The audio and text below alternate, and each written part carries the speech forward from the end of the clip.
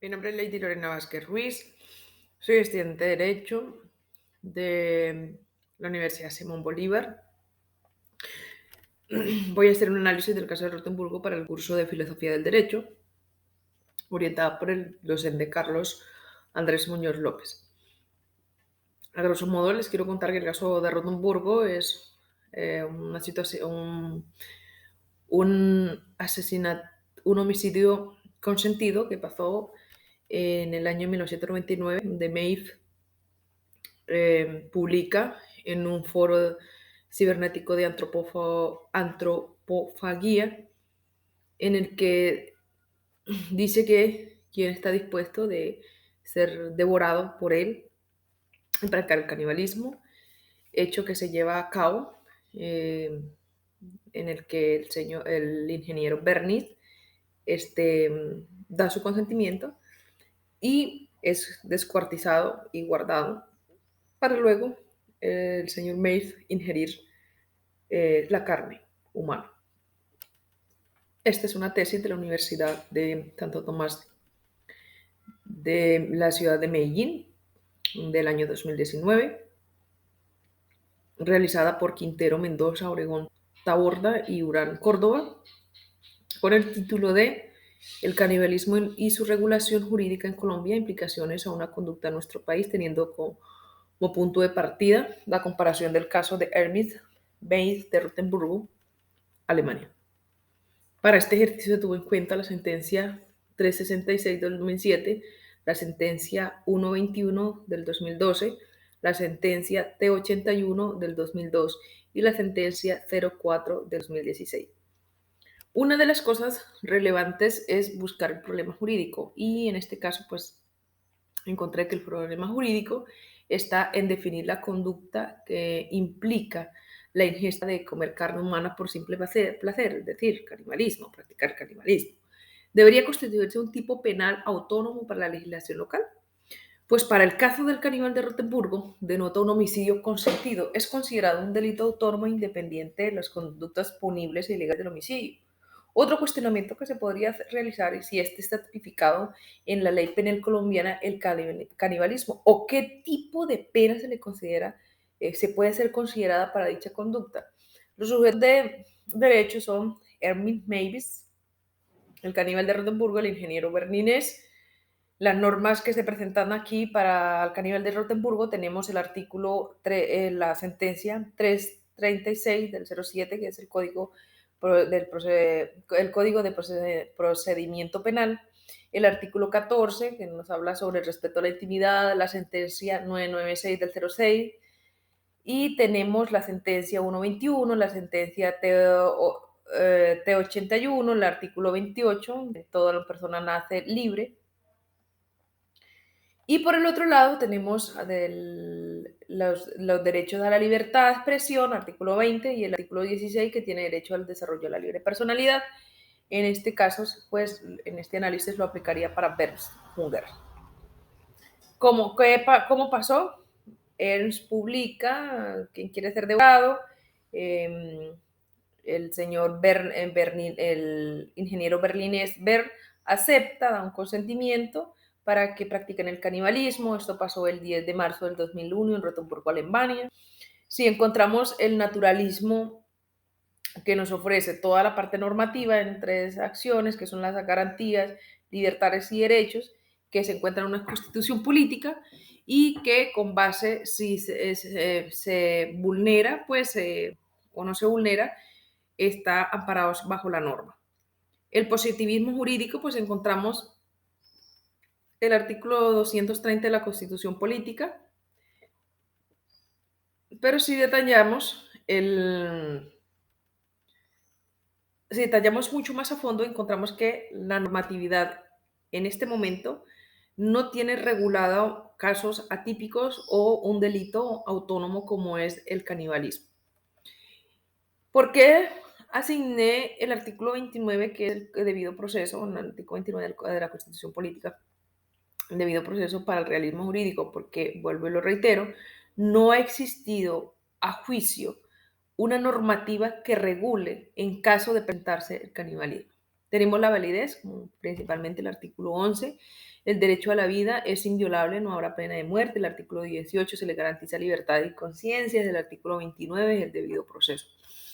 En cuanto a la eficacia, si se detalla muy bien el realismo jurídico, pues no ha existido una sentencia ni existe una normatividad que regule ese proceso, esos, digamos, casos atípicos en Colombia, mientras que en Alemania solamente se obtuvo una condena de 8 años porque Berns había autorizado el homicidio consentido. En cuanto a la justicia, pues podríamos verlo. Primero, amparando los derechos del el que lleva el plan y de quien da la autorización. Vuelvo a reiterar que existe un vacío en la norma que no es tan explícito cómo abordar el caso del canibalismo. Y la legitimidad, pues si no hay una normativa que regule cómo podrá ser legítimo, ¿no?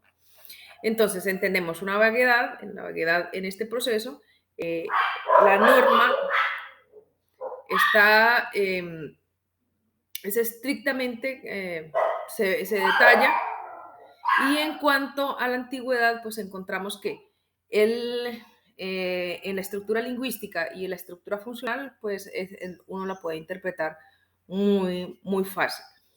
Los actos de habla, tenemos el acto ilocutivo, pues en este caso, pues May publica en un foro, una plataforma, que quien quiere ser devorado, y el acto locutivo es todo lo que él ha sentido, emociones, excitaciones, sentimientos, comportamientos, conductas respecto a cómo practicar el canibalismo.